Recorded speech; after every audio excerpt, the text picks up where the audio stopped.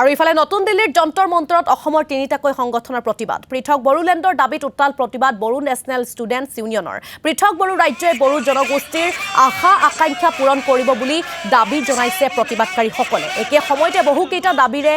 সমৰ্থনত যন্তৰ মন্তৰত প্ৰতিবাদত বহিছে মুছলিম ছাত্ৰ সন্থাও আৰু ইফালে কাৰ্বি আংলং আৰু ডিমা হাছাও জিলা সামৰি ৰাজ্যৰ ভিতৰতে ৰাজ্য গঠনৰ দাবী তুলি প্ৰতিবাদত বহিছে কাৰ্বি আৰু ডিমাছা জনগোষ্ঠীৰ একাংশ সংগঠন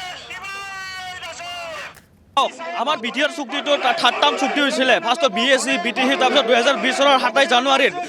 বিটিআৰ চুক্তি হৈছিলে তো সেইটো চুক্তিটো এইটো এটা এগ্ৰিমেণ্ট আছিলে মেনিফেষ্টো ইলেকশ্যন মেনিফেষ্টো আছিলে প্ৰমোদ বড়ো এপছুৰ কিন্তু এইটো ফুল আমাৰ যিটো এগ্ৰিমেণ্ট সেইটো এনটিভি কৰাৰ প্লাছ ঠকাই মানে এনেকুৱা মানে এটা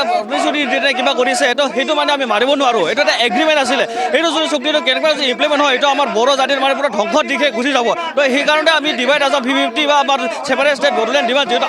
লং পেণ্ডিং ডিমাণ্ড বিফৰ 50 ইয়াৰ্ছৰ পৰা চলি আছে তো সেই হিচাপত আমি আজি এই যেতিয়ালৈকে আমি বদল ৰাজ্য গঠন নহয় তেতিয়ালৈকে আমি চলাই থাকিম আমি বঞ্চুৱে চাওক আমাক যেহেতু অসমত বিভিন্ন ধৰণৰ সমস্যাৰে জৰ্জৰিত আজি অসমত যি ৰাজনীতি চলিছে হিন্দু মুছলমানৰ ৰাজনীতি তাক আমি গঢ়ি আনি দিছোঁ আমি বিচাৰিছোঁ যে